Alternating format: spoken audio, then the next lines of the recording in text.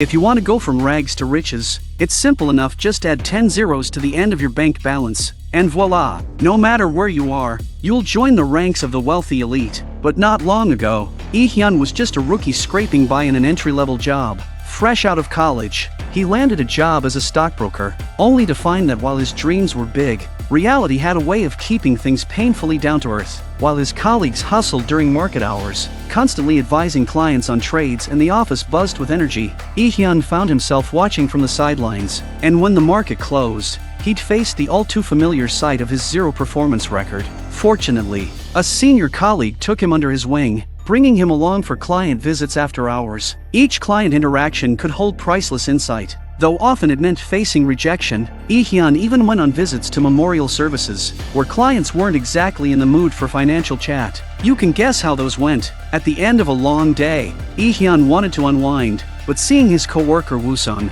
who joined at the same time, made him question everything. Woo-sun works to experience life, having grown up wealthy, while Lee-hyun hustles just to survive. The next day, Lee-hyun brushed off his doubts and got back to work.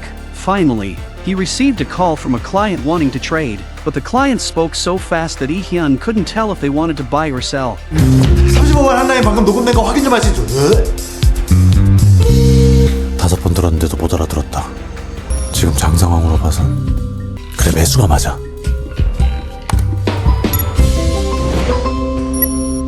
매수 준비되었습니다. 첫 거래. 네, 감사합니다. 야, 이 미친 비용신 새끼야. 내가 팔렸지 어제 살았어? 브로커란 새끼가 매도하고 매수도 구분 못하냐. 이 새끼는 진짜. 내 돈 어떡할 거야? 어? 내 돈 어떡할 거냐고? It was no surprise he was called into the boss's office, already beating himself up. Lee-hyun didn't expect the senior colleague, who never liked him much, to twist the knife even further. After this incident, Lee-hyun began to question if he was truly cut out for this line of work. That night, at what should have been a fun gathering, Lee-hyun felt more like a fly on the wall, invisible and out of place. It wasn't until the end of the evening, when everyone was heading home, that they noticed Lee-hyun had drunk himself into a stupor. Seeing this, senior broker Lee Min-jun took pity on him and brought him to a massage parlor to help him sober up. 지금 네가 받고 있는 수수료에서 한 1000배 정도 벌 수 있는 기회를 준다 그러면은 뭐든지 할 수 있겠냐? 너 부티크라고 들어봤니? 부티크요? 브로커들 사이에서 번호표라고 불린 사람이 하나 있거든? 번호표요? 자, 이 양반이 어떤 사람이냐? 모든 사람들이 이 양반하고 일을 한번 해보기 위해서 줄을 서서 번호표를 뽑고 기다릴 정도로 이 바닥에서는 정말로 신화적인 존재라는 거. 이 바닥에서 신화적이라는 거는 무슨 뜻일까? 돈? 맞았어. 뭐니?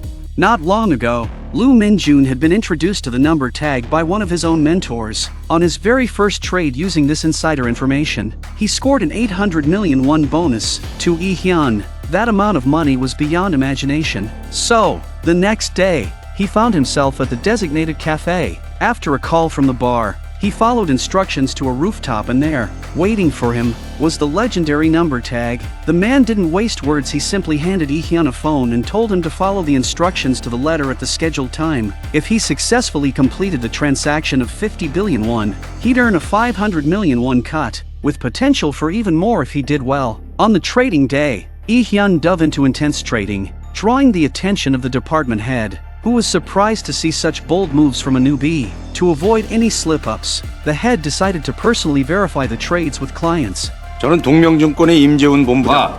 줍는 사람 맞냐고요? 맞어. 바빠 죽겠는데 누가 장중에 쓸데없는 전화를 하는겨? 가만 끄습니다. 가야지. The next day, as expected, the stock price doubled. The number tag made a fortune, and Lee-hyun earned the highest commission in the company. Flush with cash, Lee-hyun's lifestyle changed. He began taking his girlfriend to upscale restaurants, but during one such dinner, he ran into a strange man in the restroom. Sensing trouble, Lee-hyun arranged an urgent meeting with the number tag. When Lee-hyun handed over his business card, the man gave a dismissive sneer. It was Han Ji-cheol, an investigator from the Financial Supervisory Service, known as the Hound for his sharp instincts in spotting illegal trades and financial crimes. But the number tag reassured Lee-hyun, explaining that the Hound, as Han Ji-cheol was called, lacked any real evidence to tie them to wrongdoing. Han was just venting his frustration on an unremarkable broker. Relieved, Lee-hyun put his worries aside, more determined than ever to keep raking in the money. When an ordinary person suddenly becomes wealthy, what's the first thing they do?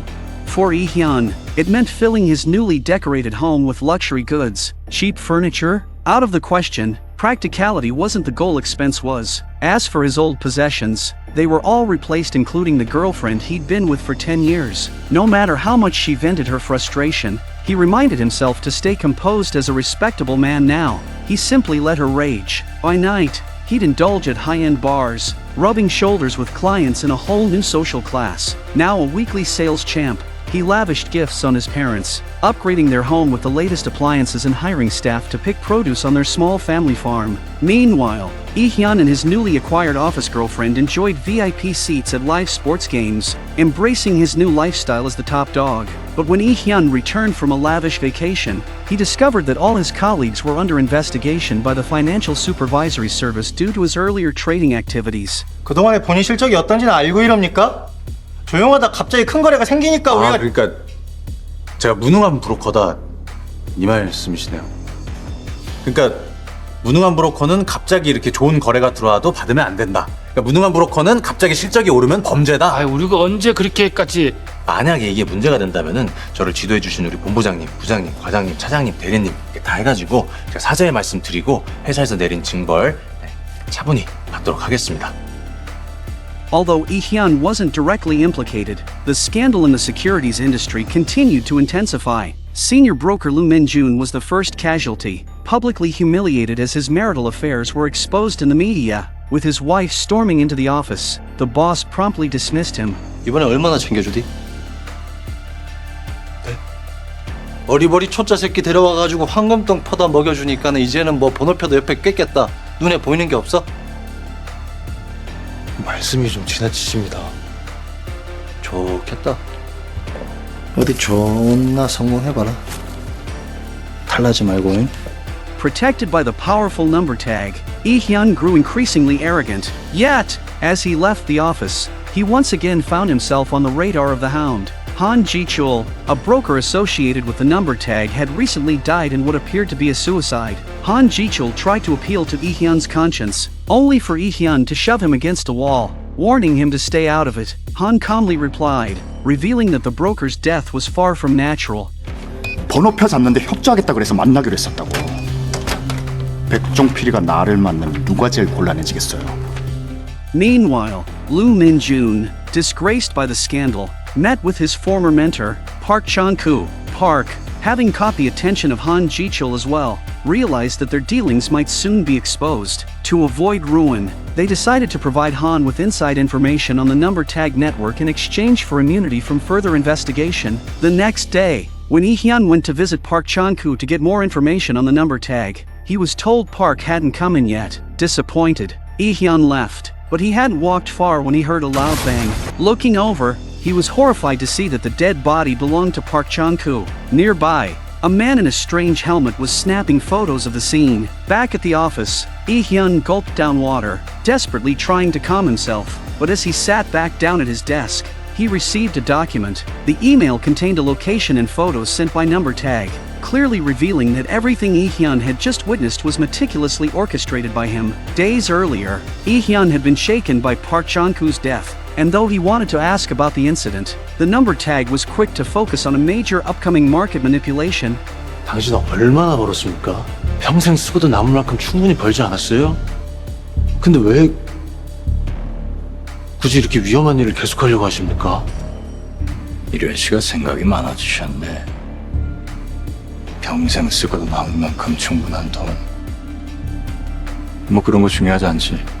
When the trading day arrived, Lee-hyun couldn't help but question how number tag was so sure that stock prices would plummet, even guaranteeing they controlled every rise and fall. Opening the stock's latest announcement, he saw shocking news. A mysterious fire had broken out at the company, leaving 2 dead and 1 injured. Lee-hyun instantly understood the dark forces at play. As trading heated up, Lee-hyun's assistant grew concerned they had already bought so much stock that further purchases would need departmental approval. Impatient, Lee-hyun ignored the protocol, sparking frustration from nearby senior colleagues. 조일현! 내 방으로 와! 아, 이거 100% 조사 들어옵니다, 본부장님. 예? 자네 뭐 하는 사람이야?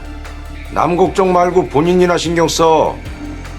자네 이번 달에도 아버지 회사 말고는 실적 없잖아. After wrapping up the trade, Lee-hyun received a phone call. The voice on the other end offered to split the profits with him directly, bypassing the number tag altogether. Lee-hyun hesitated, but then the caller suddenly revealed his name and home address, throwing him into a panic. Number tag had sworn that all his personal information was strictly confidential. In a frenzy, Lee-hyun bolted from the office and ran aimlessly through the streets. Eventually, exhausted and terrified, he stumbled into a cafe and found his way to a hidden hospital room where the number tag was waiting. Lee-hyun was still a bit puzzled as to why they were meeting here, but when he saw Lee Min-jun lying on a hospital bed, he was stunned. At that moment, number tag revealed the truth. The recent big deal was nothing more than a trap set by the Hound. If others wanted to play games, then number tag would respond in kind. Sure enough, the very next day, the Hound paid Lee-hyun a visit. Inside the interrogation room, he showed Lee-hyun a wall plastered with profiles of people linked to number tag, each one either dead by suicide or involved in an accident. Even Woo-sung's father had died suddenly, burdened by guilt. Lee-hyun sought out number tag that night, stripping off all the luxury items he'd acquired from his profiteering as a gesture of loyalty. Number tag merely told him to relax and focus on their next deal. The following morning, however, Lee-hyun approached Woo-sung and laid out a plan to manipulate Woo-sung trading stock. On the trading day, Lee-hyun would pour in heavy investments to spike the stock price, holding off until just before the market closed. At that point, Lee-hyun would sell everything, allowing Woo-sung to buy in at the peak. The maneuver worked, saving Woo-sung trading from collapse while costing number tag 30 billion won. Soon, number tag arranged another meeting with Lee-hyun. Meeting once again, Lee-hyun mocked number tag, who simply removed the listening device from Lee-hyun's jacket and walked off with a scornful look. With no other choice, Lee-hyun started throwing money to draw the crowd's attention. Suddenly, he felt a sharp chill in his abdomen. The assassin sent by number tag had made his move. Just then, the Hound intercepted the man's path. Attempting to arrest number tag, the Hound was taunted with a question about evidence. 간단히 말씀드리죠. 다음 달 수익 침대 선물 옵션 만기일이죠. 그 하루 전날 전화 한 통이 올릴 겁니다. 장중에 딱 한 번 올릴 거니까 꼭 받도록 하세요. 계좌는 그 전에 미리 3일 투자 도봉수란 이름으로 만들어져 있을 겁니다.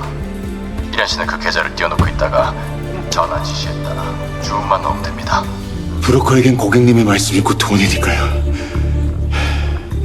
With no other option, number tag reluctantly raised his hands in surrender. As the Hound ushered the crowd away from the scene, he suddenly noticed that Lee-hyun had slipped away in a car. The Hound was puzzled if Lee-hyun had provided the evidence. Why would he flee?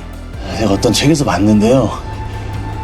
그놈의 이딴 참고인이 어느새 피고인이 돼 있는다 그러더라고요. After sharing all the remaining evidence with the Hound, Lee-hyun had one final request. He wanted to know what was all the money that number tag amassed truly for? 숫자 뒤에 0이 몇 개든 무슨 상관인가. 그래봤자 그냥 숫자인데.